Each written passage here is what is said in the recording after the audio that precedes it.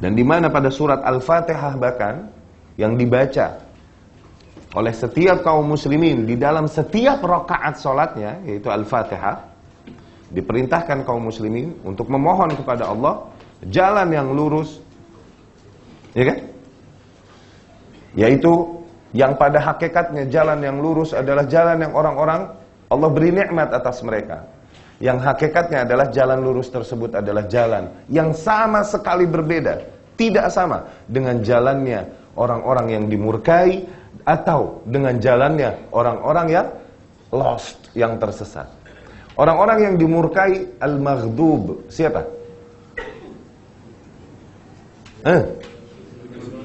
Yahudi. Kenapa mereka dimurkai?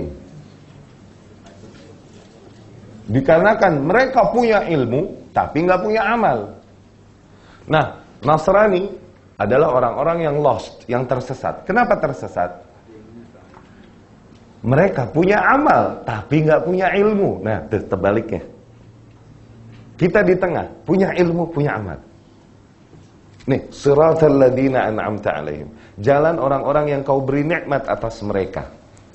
Ghairil maghdub waladdallin. Bukan jalan orang-orang yang dimurkai, yaitu Yahudi.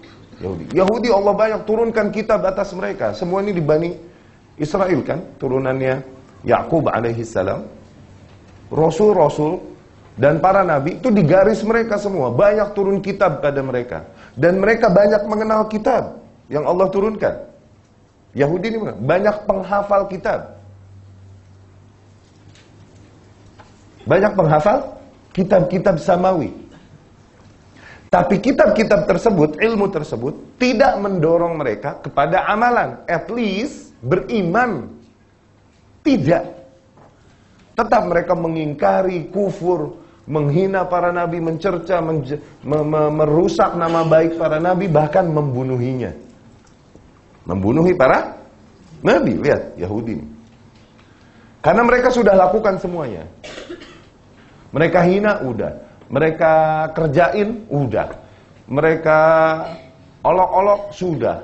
Mereka ingkari, sudah. Mereka sakiti, sudah. Mereka sampai, apalagi yang belum kita lakukan ya? Oh, bunuh deh, tanggung. Ya, dibunuh. Tuh.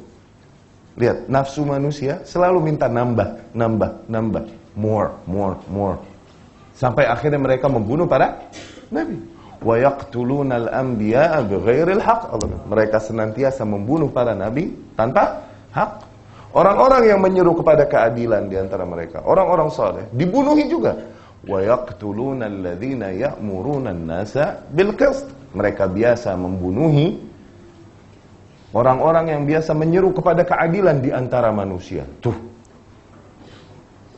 Padahal mereka punya banyak ilmu tentang hal itu. Makanya Allah sifati mereka dengan seburuk-buruknya sifat. Mathalul ladzina hummilu taurata wa lam yahmiluha kamathalil himar yahmilu asfara. Permisalan orang yang diturunkan Taurat, kaum yang diturunkan atas mereka Taurat, tapi mereka tidak membawanya, tidak mengambilnya, memahaminya, menerapkannya di dalam kehidupan.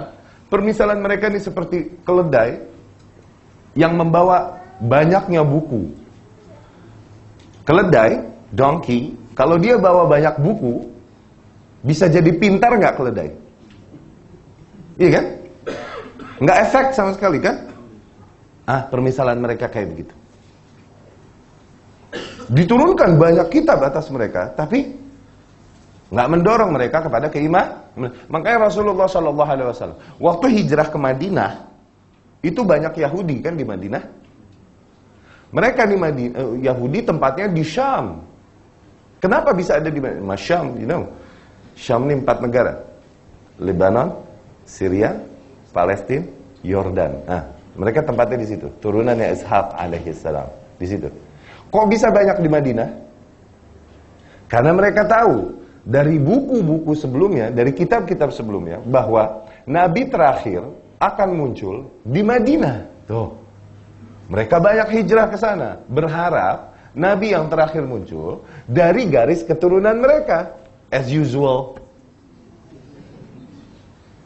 Ternyata benar muncul di Madinah.